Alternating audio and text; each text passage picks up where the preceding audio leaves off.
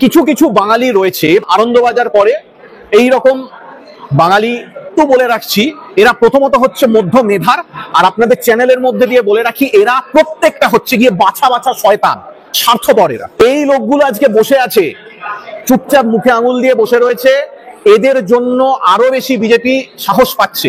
আজকে উচিত এদেরও পথে নামা, কিন্তু এরা পথে নামছে না। যতক্ষণ না এদের গায়ে আঘাত করবে এরা পথে নামে না। আজকে এটা তো ভুল ভাল সব যত রাজ্যের মিথ্যে কথাগুলো প্রচার করছে, নাকি যাদেরকে ধরা হচ্ছে তারা সব বাংলাদেশি, তারা সব রোহিঙ্গা, নানা রকম কথাবার্তা, পরিষ্কার এগুলো প্রোপাগান্ডা। এবং এরা শুধুমাত্র বাইরে থাকে নিজেদের নিজেদের চাকরিটা বাঁচানোর দায়ে এরা এই স্বার্থপরতাটা করছে। 35 লক্ষ ভোটার এসআইআর এর জন্য বাতিল হলো বাংলায়, অর্থাৎ পশ্চিমবঙ্গে একই চিত্র দেখাতে চাইছে বিজেপি সরকার। কি বলছে তোমরা? হ্যাঁ, খুব স্বাভাবিকভাবেই এই জিনিসটা অ্যাকচুয়ালি বিজেপির একটা লড়াই গরিব মানুষদের উপর। আসলে বিজেপি দলটা এরা ঠিক যেমন সংখ্যালঘু বিরোধী, ঠিক তেমনই এরা গরিব বিরোধী। আজকে একদম পরিষ্কারভাবে দেখুন যে বিহারেতে যে 35 লক্ষ নাম বাদ পড়ছে তারা কারা? তারা হচ্ছে গরিব খেটে খাওয়া মজদুর, যারা পেটের দায়ে হয়তো বাড়ি ছেড়ে ভিন রাজ্যে কাজকর্মে গেছে, তাদের নাম বাদ পড়ছে। আবার ঠিক আপনারা দেখছেন যে বিজেপির পশ্চিমবঙ্গ রাজ্য সভাপতি বলছেন যে পশ্চিমবঙ্গ থেকে 17 লক্ষ ভোটারের নাম বাদ যাবে। তাদের নাম বাদ যাবে যে মানুষগুলো হয়তো পশ্চিমবঙ্গ থেকে অন্য রাজ্যে গেছে, ঠিক এই একই রুটি রুজির টানে, যেমন বিহার থেকে, উত্তরপ্রদেশ থেকে, মহারাষ্ট্র থেকে বা গুজরাট থেকে বহু মানুষ, লক্ষ লক্ষ মানুষ পশ্চিমবঙ্গে আসে কাজের খোঁজে। ঠিক তেমনি পশ্চিমবঙ্গ থেকেও বহু মানুষ বাইরে যায় কাজের খোঁজে, তো তাদের নাম বাদ যাবে।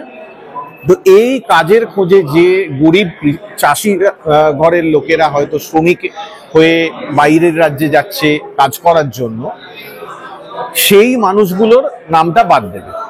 কেন বাদ দিচ্ছে?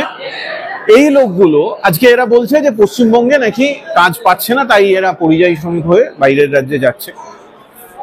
এই যে পরিযায়ী শ্রমিক তারা বাইরে যাচ্ছে কেন সেটা বুঝতে হবে।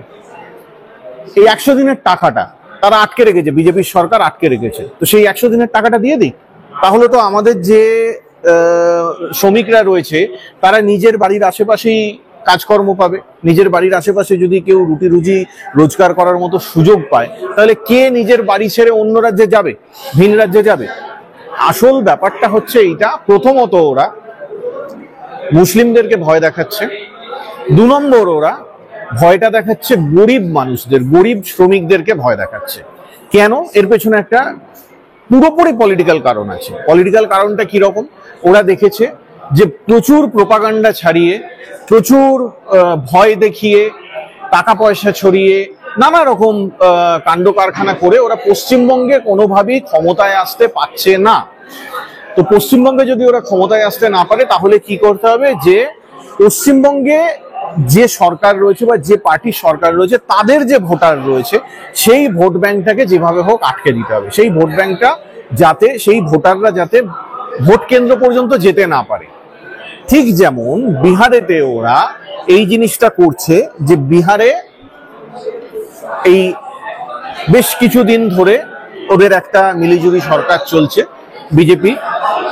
তো সেই সরকারের বিজেপি হয়তো পেছন থেকে সাপোর্ট করছে, কিন্তু নীতিশ কুমার মুখ্যমন্ত্রী, একটা অ্যান্টি ইনকামবেন্সি রয়েছে।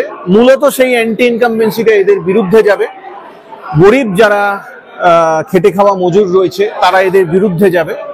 তাদেরকে যেভাবে হোক ভোট কেন্দ্র পর্যন্ত আটকে দিতে, মানে তারা যাতে পৌঁছতে না পারে তাদের আটকে দিতে হবে। এই লক্ষ্য নিয়ে ওরা বিহারেতে এসআইআর করছে, এবার বাংলাতে এসআইআর করার ওদের একটা প্ল্যানিং রয়েছে। দেখা যাচ্ছে মহারাষ্ট্র থেকে ওড়িশা বাঙালি পরিযায়ী শ্রমিকরা একই করে রক্তাক্ত অবস্থায় পশ্চিমবঙ্গে ফিরে আসছে, এবং দেখা যাচ্ছে অপূর্ণ ঘটনা, যেটা প্রথমবার দেখা যাচ্ছে এই লোকালে করে ছুঁড়ে ফেলে দেওয়া হচ্ছে বাংলাদেশে। বলার কি রয়েছে? এরা অমানবিক, মানে জান্তব একটা সরকার, মানে দানব একটা সরকার, ভারতীয় জনতা পার্টির সরকার। এ নিয়ে কোনো প্রশ্ন নেই। ভারতীয় জনতা পার্টিটাই এরা, মানে পরিষ্কার ভারতীয় জনতা পার্টি নয়, ভারতীয় জানোয়ার পার্টি বলা উচিত। এরা আবার বাংলায় আসছে নাকি বাংলায় ক্ষমতা দখল করার জন্য। আমি বুঝে উঠতে পারছি না যে এরা কোন মুখে বাঙালিদের কাছে ভোট চাইতে যাবে। যে পার্টিটা, যে পার্টির সরকার তাদের প্রশাসনকে দিয়ে বাঙালিদের উপর এরকম চরম আঘাত করছে, মানে এই রকম অত্যাচার সেই ইংরেজ আমলে যখন বঙ্গভঙ্গ করেছিল ইংরেজরা, ব্রিটিশরা ঠিক এইরকম অত্যাচার করেছিল বাঙালিদের উপর। আজকে সেই বঙ্গভঙ্গের 120 বছর পরে 1905 সালে বঙ্গভঙ্গ হয়েছিল, তারপর 1911 সালে গিয়ে সেই বঙ্গভঙ্গ রদ হয়। এর মাঝখানে বাঙালিরা আন্দোলনে, বিক্ষোভে, বিদ্রোহে পুরো ভারতবর্ষ উত্তাল করে দিয়েছিল। সেই সময় সেই লর্ড কার্জন থেকে শুরু করে যারা ইংরেজ শাসকরা ছিল তারা বাঙালিদের উপর চরম অত্যাচার নামিয়ে এনেছিল। আজকে দেখা যাচ্ছে বাঙালিদের উপর আবার এরকম চরম অত্যাচার নামিয়ে আনছে এই ভারতীয় জনতা পার্টি। তো এই ভারতীয় জনতা পার্টি কোন মুখে গিয়ে বাঙালিদের কাছে 2026-এর নির্বাচনে ভোটটা চাইবে এটা কোনোভাবেই বোঝা যাচ্ছে না। আর তারপরেও আমি বলবো, কিছু কিছু বাঙালি রয়েছে, প্রধানত ভদ্রবিত্ত, প্রধানত ওই যারা আনন্দবাজার পরে এই রকম বাঙালি, যারা ওই একটু সুখী সুখী বাঙালি বাবু, এরা হচ্ছে গিয়ে মানে নিজেদেরকে মধ্যবিত্ত বলে একটা আত্মশ্লাঘা অনুভব করে। কিন্তু বলে রাখছি, এরা প্রথমত হচ্ছে মধ্য মেধার, আর আপনাদের চ্যানেলের মধ্যে দিয়ে বলে রাখি, এরা প্রত্যেকটা হচ্ছে গিয়ে বাছা বাছা শয়তান, স্বার্থপর এরা। এই যে দিল্লিতে যারা চিত্তরঞ্জন পার্কে থাকে, সিআর পার্কে যে বাঙালিগুলো থাকে, যারা এই ব্যাঙ্গালোরেতে যে পরিযায়ী আইটি শ্রমিকরা গেছে, আজকে শ্রমিক বলতে শুধুমাত্র যারা মাটি কাটতে যাচ্ছে, যারা রাজমিস্ত্রির কাজ করতে যাচ্ছে তাদেরকে পরিযায়ী শ্রমিক বলবো কেন? আপনি টিসিএস এ চাকরি করতে যাচ্ছেন, আপনিও তো শ্রমিক ওখানে। শুধুমাত্র আপনার ঘাম ঝরছে না বলে, এসি ঘরেতে বসে থাকছেন বলে আপনি নিজেকে বিশাল বড় বাবু মনে করছেন। এই যে পরিযায়ী আইটি শ্রমিকরা যাচ্ছে ব্যাঙ্গালোরেতে বা হায়দ্রাবাদে বা অন্যান্য রাজ্যে, মহারাষ্ট্রে, তারা আজকে বুঝে উঠতে পারছে না এই অত্যাচারটা তাদের ওপরও নেমে আসবে, শুধু সময়ের অপেক্ষা। ঘুটে পড়ে গোবর হাসে। ওরা আজকে মনে করছে যে হ্যাঁ ওই তো ওদের হচ্ছে, বেশ হচ্ছে, এরা সব হচ্ছে বাংলাদেশি ইত্যাদি ইত্যাদি সব বলে যাচ্ছে। এই লোকগুলো আজকে বসে আছে, চুপচাপ মুখে আঙুল দিয়ে বসে রয়েছে। এদের জন্য আরো বেশি বিজেপি সাহস পাচ্ছে। আজকে উচিত এদেরও পথে নামা, কিন্তু এরা পথে নামছে না। যতক্ষণ না এদের গায়ে আঘাত পড়বে এরা পথে নামে না। আজকে এরা তো ভুল ভাল সব যত রাজ্যের মিথ্যে কথাগুলো প্রচার করছে, নাকি যাদেরকে ধরা হচ্ছে তারা সব বাংলাদেশি, তারা সব রোহিঙ্গা, নানা রকম কথাবার্তা, পরিষ্কার এগুলো প্রোপাগান্ডা। এবং এরা শুধুমাত্র বাইরে থাকে নিজেদের চাকরিটা বাঁচানোর দায়ে এরা এই স্বার্থপরতাটা করছে। কিন্তু এরা বুঝতে পারছে না যে একদিন আজকে এদের ওপরেই, যেহেতু গরিব মানুষ, তারা হচ্ছে গিয়ে সমাজের সব থেকে পিছিয়ে পড়া বা দুর্বল শ্রেণী, তাদের উপর প্রথম আক্রমণটা নেমে আসছে। এরপরেই আসবে যে এই যে তুলনামূলকভাবে ভদ্রবিত্ত যারা রয়েছে তাদের উপর আক্রমণ আসবে। আজকে একটা খুব ক্লিয়ার কথা বলি, বাংলাদেশে বিভিন্ন ধরনের রাজনৈতিক উত্থান পতন চলে আসছে। সেটা গত 50 বছর ধরে বা স্বাধীনতার পর থেকেই আমরা দেখে আসছি। 1947 সালে যখন পূর্ব পাকিস্তান হয়েছিল তখনও দেখে আসছি, বা বাংলাদেশের স্বাধীনতার পরেও আমরা দেখে আসছি। বাংলাদেশ থেকে সেটা প্রধানত একটা, আজকের দিনে সব থেকে বেশি ওখানে ইসলামিক জনগোষ্ঠীর মানুষেরা থাকে, মানে মুসলিম জনগোষ্ঠীর মানুষেরা থাকে। তো ওখানে বিভিন্ন সময় কিছু কিছু মুসলিম মৌলবাদী শক্তি তারা অত্যাচার করে বহু সংখ্যক মানুষদেরকে তারা বাধ্য করেছে দেশ ছাড়তে। তো স্বাভাবিকভাবে কাদেরকে বাধ্য করেছে? তারা হিন্দু, মেজরিটি হিন্দু, তারা এসেছে। আজকে যদি আপনারা কেউ বলে থাকেন যে বাংলাদেশ থেকে যারা এসেছে তাদেরকে ধরা হচ্ছে, তাহলে বাংলাদেশ থেকে তো বেশিরভাগ এসেছে হিন্দুরা। আর এরা বলবে যে কি না, এনআরসি বা সিএ এর মাধ্যমে হিন্দুদেরকে আমরা নাগরিকত্ব দেব। যে হিন্দুটা, আজকে একজন হিন্দু হয়ে বলছি, যে এই যে এসআইআর করছে, এই যে এনআরসি করছে, এই যে সিএ করছে, এগুলোতে সব থেকে বেশি আঘাত পাবে কিন্তু হিন্দুরাই। কারণ যে হিন্দুটা হয়তো বাংলাদেশে বা অন্যান্য দেশে কোন রকম রাজনৈতিক বিপদের সম্মুখীন হয়ে, কোনো আক্রমণের সম্মুখীন হয়ে দেশ ছেড়ে পালিয়ে আসতে বাধ্য হয়েছে, তাদের পক্ষে কি সম্ভব সেই দেশের কোনো ডকুমেন্টস নিয়ে আসা? তারা হয়তো তাদের ঘটিবাটি সবকিছু ফেলে রেখে তাদের পালিয়ে আসতে হয়েছে, শুধু প্রাণটুকু নিয়ে। তো তাদেরকে যদি আপনারা এখন বলতে যান যে হ্যাঁ তোমার ডকুমেন্ট দেখাও, কোথা থেকে ডকুমেন্ট দেখাবে? 71 সালে ওপার বাংলা থেকে 1,30,00,000 বাঙালি এসেছিল, তার মধ্যে 72 সালে মানে 71 সালের শেষে যখন বাংলাদেশ স্বাধীন হয়, 72 সালের ফেব্রুয়ারি মাসের মধ্যে তাদেরকে ফেরত যেতে বলা হয়েছিল। ফেরত গিয়েছিল কতজন? সংখ্যাটা খুবই সামান্য। ফেরত যেতে পারেনি প্রায় 97 লক্ষ। সেই 97 লক্ষরা আজকে প্রায় 50 বছর ধরে তারা তাদের উত্তরসূরিরা এই দেশেতে থাকছে, তাদের ছেলে পুলে নাতি নাতনি জন্মে গেছে। আজকে আপনি তাদেরকে বলবেন যে তোমার বাপ ঠাকুরদার জন্ম সার্টিফিকেট দেখাও, কে দেখাতে পারবে? তারা এই দেশেতে জন্মেছে, এই দেশটাকেই নিজের দেশ বলে মনে করেছে।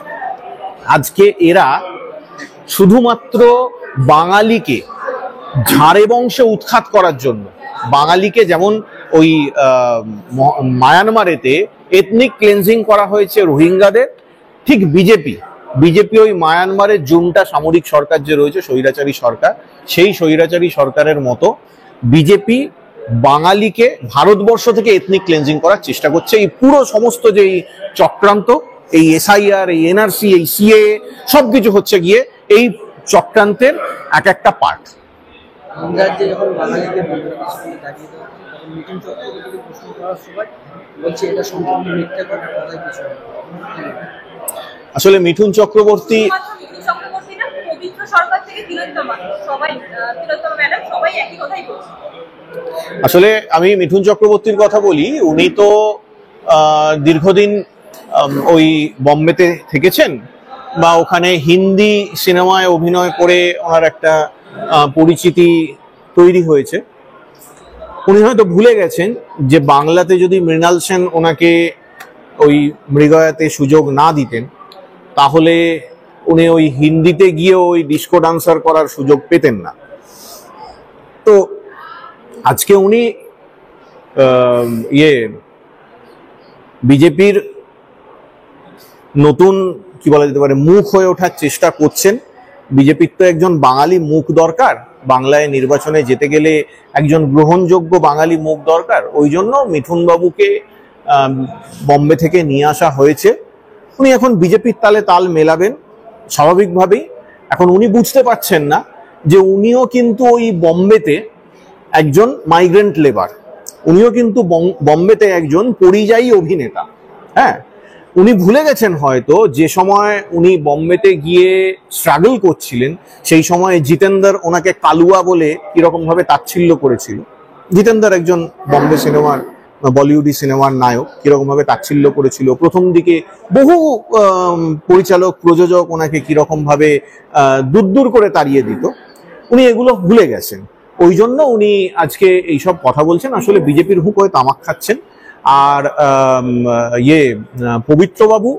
পবিত্রবাবু খুব মহান একজন ভাষাবিদ, ভালো কথা। উনি বাংলায় পিএইচডি করেছেন আমেরিকার ইউনিভার্সিটি থেকে, এটাও খুব ভালো কথা। তো স্বাভাবিকভাবেই উনি বাংলার একজন ভাষাবিদ হয়ে এই ধরনের কথাবার্তা বলছেন। আসলে ব্যাপারটা কি, এনারা নিজেদের অস্তিত্বটাকেই বিপন্ন করে ফেলছেন। আর তিলোত্তমা মজুমদার উনি আনন্দবাজারের একজন প্রোডাক্ট। এখন লেখালেখি খুব একটা ভালো করতে পারছেন না, হেজে গেছেন, হ্যাঁ, ভুলভাল লিখছেন। একটু এইসব বলে যদি এবিপি আনন্দে সন্ধ্যেবেলা ডাক পাওয়া যায় তাহলে দুটো রোজগার হবে। ওই কারণের জন্য এই ধরনের ভুলভাল উনি বকছেন। এইসব ভুলভাল বকাগুলো বাঙালি ভালোভাবে নিচ্ছে না। এবং উনি যখনই এই ধরনের কথা বলেছেন, তারপর বাঙালির রিয়াকশনটা আমরা দেখেছি। আপামর বাঙালি এর বিরুদ্ধে রুখে দাঁড়িয়েছে, ওনাকে কিরকম ভাবে তার প্রতিবাদের সম্মুখীন হতে হয়েছে সেটা আমরা দেখতে পেয়েছি।